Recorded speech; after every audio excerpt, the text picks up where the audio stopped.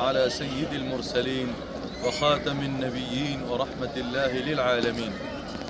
إنما يريد الله ليذهب عنكم الرجس أهل البيت ويطهركم تطهيرا. حسين مني وأنا من حسين، أحب الله من أحب حسينا. سيدنا الحسين ابن علي بن أبي طالب na nyuma yake ni Sayyidina Al-Abbas ibn Sayyidina Ali bin Abi Talib karamallahu wujuhahum. Wote ni vijana na ni watoto wa Sayyidina Ali Amir al-Mu'minin karamallahu wajha.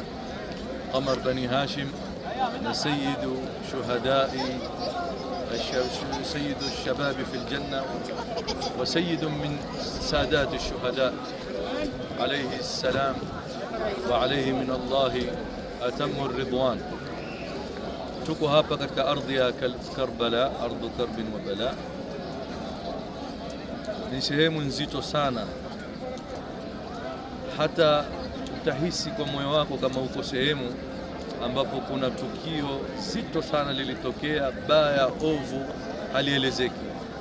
Nayo ni dhulma waliotendewa ahlu beiti Rasulillahi sallallahu alaihi wasallam wakiongozwa na Maulana al-Imam al-Hussein. Alitoka kwa ufupi al-Madina al-Munawwara kwa sababu ya kunusuru Uislamu na kuitetea haki, lakini Mwenyezi Mungu Subhanahu wa Ta'ala yeye na waliokuwa pamoja na yeye katika aqmar Bani Hashim, katika dhurriyati Nabii sallallahu alaihi wasallam wakapata shahada kubwa, wakapata daraja kubwa kwa Mwenyezi Mungu Subhanahu wa Ta'ala.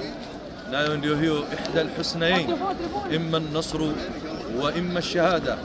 Ikawa nusra yao iko katika ile shahada, na wale walioyafanya wamepata malipo yao kwa Mwenyezi Mungu. Hapa twazingatia kitu gani? Tuwe mashujaa katika kutumikia Uislamu, tusimwogope yoyote. Alladhina yuballighuna risalati llah wa yakhshawnahu wa la yakhshawna ahadan illa Allah. Mwenyezi Mungu atupe ushujaa, atupe ikhlas na atupe subra, na vile vile atupe iman kama iman ya ahlul baiti na ashabi nabii sallallahu alaihi wasallam.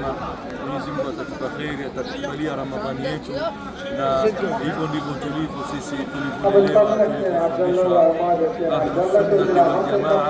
Hatupigi kelele wala hatulii, lakini tuseme inna lillahi wa inna ilayhi raji'un, na Mwenyezi Mungu atatupa thawabu zetu kwa subra. Alhamdulillah.